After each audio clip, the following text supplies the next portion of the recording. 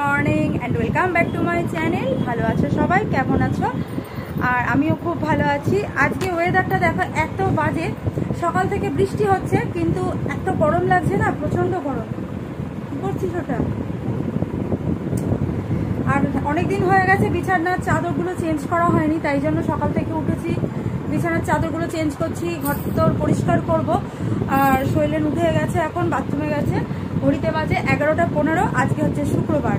কালকে রাত্রিবেলা দেখো এই চুড়িগুলো পরেছি, কারণ সবার মুখেই শুনলাম যে শ্রাবণ মাসে সধবা মানুষ, যারা বিবাহিত মহিলারা রয়েছে, তারা নাকি এই সবুজ চুড়ি পরে।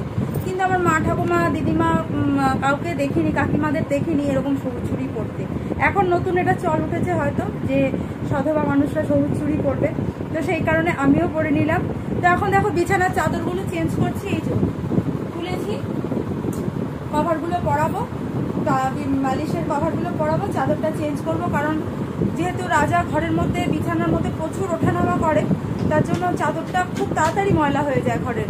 আর প্রচণ্ড ধুলো, আমাদের সামনেই মানে বাড়ির পাশেই আর কি সিএসসির অফিস আছে, ওই ইলেকট্রিক সাপ্লাইয়ের অফিস। তো ওখান থেকে যে ধোঁয়াগুলো ওঠে না, ওই ধোঁয়াগুলো সেই বালি ধুলো কণাগুলো প্রচুরভাবে চারদিকে চতুর্দিকে মানে ছড়িয়ে ছিটিয়ে যায়। আর আশপাশে যেসব বাড়িঘর দর থাকে, সেই বাড়িঘর দূরগুলোতে প্রচুর ধুলো জমে। এই দেখুন খাটের মধ্যে কেমন ধুলো জমেছে। তো এইগুলো রেগুলার পরিষ্কার না করলে খুব প্রবলেম হয়ে যায়, মানে একদিন পরিষ্কার না করলে পরের দিন এরকম মোটা হয়ে জমে যায়, যার জন্য আমার কাজটা আর কি অনেকটা পরিমাণে বেড়ে যায়। সকাল থেকে এখনও রান্না বসাইনি, কিছু বসাবো রান্না, তো সেই জন্য এখন একটু তাড়াতাড়ি করছি। আর আজকে না টিফিনে কিছুই খাবো না, একটু পান্তা ভাত খাবো।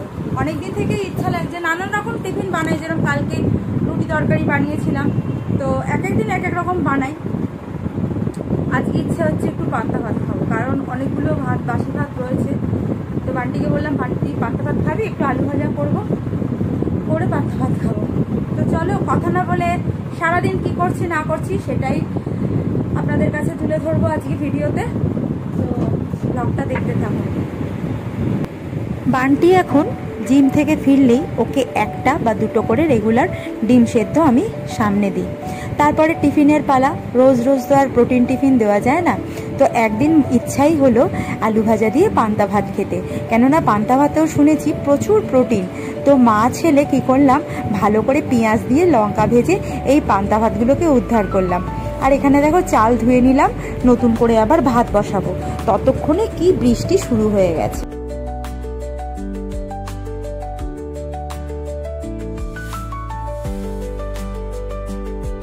রোদে দিয়ে গেছি, রোদ তো উঠছেই না, বৃষ্টি একবার করে ঝাপটানি বৃষ্টি আসছে, আর একবার করে রোদ্দুর উঠছে। বৃষ্টির সাথে পেরে ওঠা যাবে না, বর্ষাকালে বৃষ্টি মারাত্মক বাজে। এ আধা ভেজা জিনিসপত্র, দেখো জলে আমার মোবাইলটাও ঝাপসা হয়ে গেছে। আপাতত এখানটা রাখি, আর ঘরদোর পরিষ্কার হয়ে গেলে তারপর ওই র্যাকটা আমি লাগিয়ে সেখানটা মেলে দেবো। কেন এই বর্ষাকালে বাইরে জিনিস মেলা থেকে ঘরে পাখার তলে মেলে দেওয়া অনেক ভালো। আর এখানটা দেখো একটা দড়ি টাঙিয়ে দিয়েছি, এই যে দেখতে পাচ্ছ, এই যে দড়িটা টাঙিয়ে দিয়েছি, একটা দড়ি টাঙানো রয়েছে, কিন্তু দড়িটাতে ভারী কিছু মেলা যাবে না, কেন ভারী কিছু মেলতে গেলেই দড়িটা ফাঁস করে ছেড়ে দেবে। ও প্রচন্ড গরম, এত বৃষ্টি হচ্ছে, গরম কিন্তু যাচ্ছে না, প্রচন্ড গরম লাগবে। শৈলেন এইমাত্র বাজার গেল, বললাম যে একটু লোটে মাছ যদি পাওয়া যায় নিয়ে আসো। 200 টাকা কিলো বলছে, যে লোটে মাছ বছরখানেক আগেও মানুষে খেত না, সেই লোটে মাছের দাম এখন গিয়ে দাঁড়িয়েছে 200 টাকা, মানে চিন্তার বাইরে। যাই হোক, ইচ্ছা লাগলে তো খেতে হবেই, তো বললাম যে একটু লোটে মাছ নিয়ে আসো বাজার দিয়ে। আর এখন আমরা পান্তা ভাত একটু খেয়ে নেব, কেন পুজো করে খেতে খেতে অনেক বেলা হয়ে যায়। এখন ভাতটা বসিয়ে ভাত ডালটা বসিয়ে ঘরদোরটা পরিষ্কার করে নেবো ঝটপট। তাহলে চলুন আপনাদের সাথে কথা বলতে বলতে আজকে রান্নাটা সেরেই ফেলি। কড়াইতে প্রথমে সরষের তেল দিয়ে দিলাম, আর এই লোটে মাছটা সরষের তেল ছাড়া সাদা তেলে কিন্তু রান্না হয় না, সরষের তেল দিয়েই রান্না করতে হয়। ওদিকে আমি কার্ডবোর্ডে কেটে নিলাম পেঁয়াজ। তো আমি বটি দিয়েও কাটতে পারি, কিন্তু এখানে ছুরি দিয়ে কেটে নিলাম। কেন, দাঁড়িয়ে দাঁড়িয়ে যখন আমি রান্না করছি দাঁড়িয়ে দাঁড়িয়ে কেটে নেওয়াটাই আমার সুবিধা। একবার ওঠো আবার বসো, আবার ওঠো আবার বসো, এটা যেন আমার পক্ষে একটু কষ্টকরই হয়ে ওঠে। তো বাপের বাড়িতে এই মাছটা খেতে শিখেছিলাম একটু গায়ে মাখা গায়ে মাখা, মানে ঝোল ঠিক নয়, ওই মাছের গায়ে একটু মশলা মাখা মতন। কিন্তু শ্বশুরবাড়িতে শিখেছিলাম এটা ঝুড়ো রান্না করতে। শাশুড়িমা প্রথমে এসেছিলাম যখন, শৈলেন কিন্তু এটা খেতে খুবই ভালোবাসতো, তাই মা বলেছিল যে এইটা কিন্তু বানানোতেই শিখে নে, কারণ কিন্তু শৈলেন খেতে খুব ভালোবাসে। প্রথমে পেঁয়াজটা দেখো তেলের মধ্যে লাল করে আমি ভেজে নেব, তারপর লোটে মাছটা ওদিকে ভালো করে ধুয়ে কাটা বেছে আর নুন হলুদ আর সামান্য সর্ষের তেল মাখিয়ে আমি রেখে দিয়েছিলাম, সঙ্গে একটু গুঁড়ো লঙ্কাও মাখিয়ে রেখে দিয়েছিলাম, কারণ তাহলে টেস্টটা কিন্তু বাড়ে। আর ওদিকে রসুন আমি একটা মানে ওই থেতো করে নিয়েছিলাম একটা জায়গায় আর কি। আর এখানে দেখো পেঁয়াজটা ভাজা ভাজা হয়ে যাবার পরে মাছটা আমি ঢেলে দিয়েছি। এই মাছটা থেকে বেসিক্যালি প্রচুর জল বেরোয় কিন্তু, মানে জলসা মাছ টাইপের। আর কড়াইতে যখন পড়তে থাকে ভাঙা ভাঙা অবস্থায় এই মাছের কাঁটাগুলো তুলে তুলে দেখো আমি আলাদা দিকে একটা সরিয়ে রাখছি, কেননা মাছের কাঁটাগুলো যখন এই ঝুড়োর মধ্যে মানে ঘেঁটে যায় তখন একটু দাঁতে কিচকিচ করে লাগে। তো যতটা পারছি আমি কাঁটাগুলো বেছে বেছে ফেলে দেওয়ার চেষ্টা করছি। আর কড়াইতে কন্টিনিউ এরকম নেড়ে নেড়ে আমি মাছটাকে ড্রাই করার চেষ্টা করছি। ততক্ষণে কিছুটা রসুন এইটার মধ্যে নিয়ে আমি একটা হামল দিস্তে দিয়ে একটু থেতো থেতো করে নিলাম। ততক্ষণে আমার মাছটা তৈরি হয়ে এসছে। আর মধ্যিখানটা সামান্য পরিমাণ তেল অ্যাড করে আমি ওই বাটা রসুনটা মধ্যিখানে দিয়ে দিলাম। তো হয়ে গেল আজকে আমার লোটে মাছের ঝুড়ো। তো চলো এবারে অন্য কাজের দিকে যাই। আর এই মাছটা কিন্তু ঝুড়ো করলে খেতে দারুণ টেস্টি লাগে, কোনোদিনও বাড়িতে তোমরা বানিয়ে খেয়ে দেখতে পারো। যাবি না ওদিকে, যাবি না, বৃষ্টি হচ্ছে, যাবি না ওদিকে, ঘরে যা। বর্ষাকালে আমাদের এইখানটা খুবই প্রবলেমেটিক দেখো, জল পড়ে ভেসে যাচ্ছে। সকাল থেকে কতবার কাচাচ্ছি এই জায়গাটা, খুব সমস্যা এই জায়গাটা। বর্ষাকাল এলেই মানে না খুব চিন্তা হয়। দেখো এই জায়গাটা পুরো ফেটে রয়েছে, জল পড়ছে।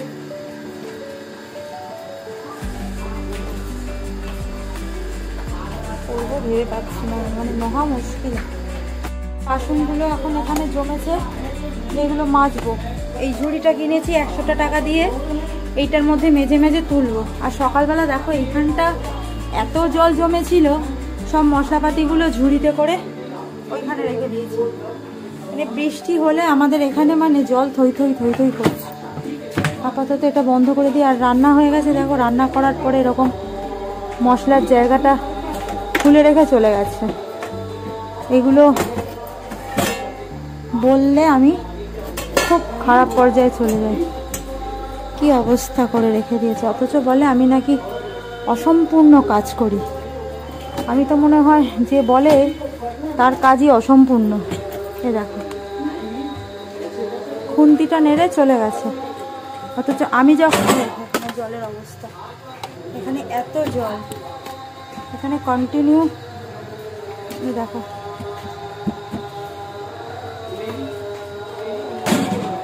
তোমাদেরকে একটু ক্লোজ করে দেখাইয়ে যায়।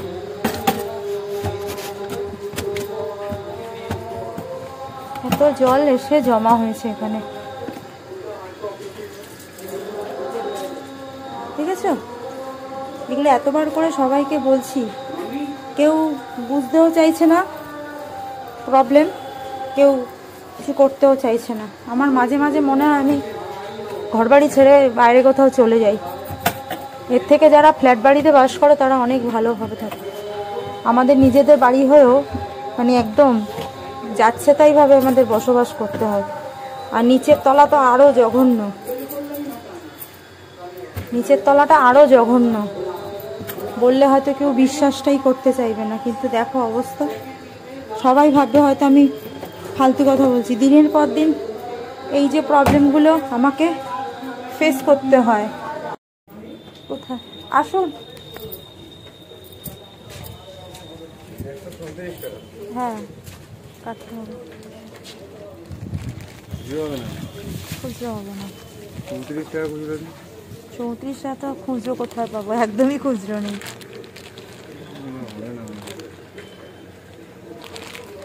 100 টাকা সব নেই। 34 টাকা দেখবি আছে তোর কাছে? তোর কাছে আছে? দেখি ওই খুলেছিস? দেখি কি পাঠিয়েছে। ওর অনেক দিনের শখ কাঠি চেন কিনবে, কোথাও খুঁজে পাচ্ছিল না, অনেক দিন থেকে অনেক জায়গায় কাঠি চেন খুঁজেছে। পর দেখি গলায়।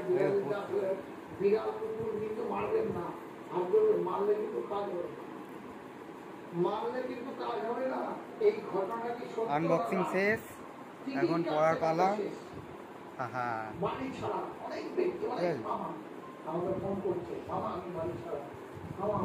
দেখে দিবি যত্ন করে। একটা দিয়েছে ভাই। বান্টির পছন্দের এই কাঠি চেনটা আজকে ফ্লিপকার্ট থেকে দিয়ে গেল। অনেক দিনের পছন্দের এই চেনটা অনেক জায়গায় খুঁজেছে, কিন্তু কোথাও মনের মতন পেয়ে ওঠেনি। আজকে ফ্লিপকার্ট থেকে দিয়ে যাবার পর ভীষণ খুশি হয়েছে। দেখো পরে কতক্ষণ ধরে ভিডিও করছে।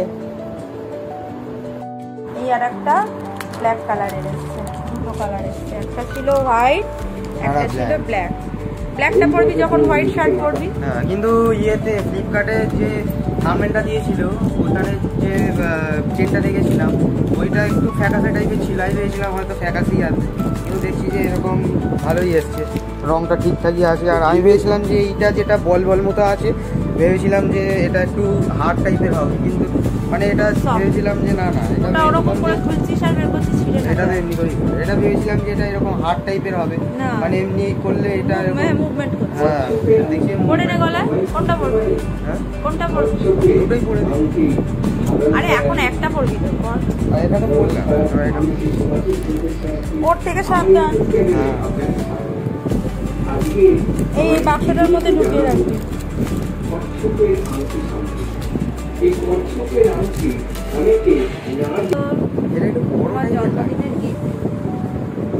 এটা ব্ল্যাকের সাথে তো অতটা বোঝা যাচ্ছে না, কিন্তু অন্য কিছু পড়লে বোঝা যাবে। ওইটা বেশি ভালো লাগে। এই লেখাটা যদি না থাকতো ওইটা ভালো লাগতো, সাদাটা। না ওটাও ভালো লাগে, ওটাই বেশি ভালো লাগে। ওটা ভালো লাগে, কিন্তু এই যে আইটা মানে এটা যেটা একটা করবি এখানে যেটা পপি একটা ওই এখানে যেটা অবলিক মতো আছে, এইখানে এরকম সাদাটা দিলে পছন্দ। হ্যাঁ এই হয়েছে। চল রেখে দে, এর মধ্যে গুছিয়ে রাখ বাবা, এটার মধ্যে ঢুকিয়ে ভরে রাখ। ওই দেখ তোর বাবার গলায় পড়েছে, ও খালি গায়ে, ওই জন্য তুলছি না। মাঝে মাঝে বাচ্চাদের পছন্দের এরকম কয়েকটা জিনিস এনে দেওয়া তাকে উচিত। হয়তো ওর কাছে এখন পয়সা নেই, কিন্তু ইচ্ছা লাগছে যে এই জিনিসটা কিনবো, আমি যদি কিনে না দিই ও কোথা থেকে পাবে। তো চলুন আজকে রাতের রান্নাটা সেরে ফেলি। তরকারি তো মা সকালেই করে রেখে দিয়েছিল, আর এখানে বানিয়ে নিচ্ছি আজকে পটল ভাজা রাত্রির বেলার জন্য। তো আজকের ভিডিওটা এই পর্যন্তই। সবার কেমন লাগলো একটু কমেন্টস করে অবশ্যই জানিও। যদি ভালো লাগে তাহলে একটা লাইক করে দিও, শেয়ার করে দিও, আর যদি খুব ভালো লাগে তো চ্যানেলটাকে সাবস্ক্রাইব করে আমার চ্যানেলের একটা বন্ধু হয়ে এসো। আর আজকের ভিডিওটা এই পর্যন্ত, আসবার একটা নতুন ভিডিও নিয়ে। ততক্ষণ সবাই ভালো থাকো, সুস্থ থাকো। আজকের মতন শুভরাত্রি।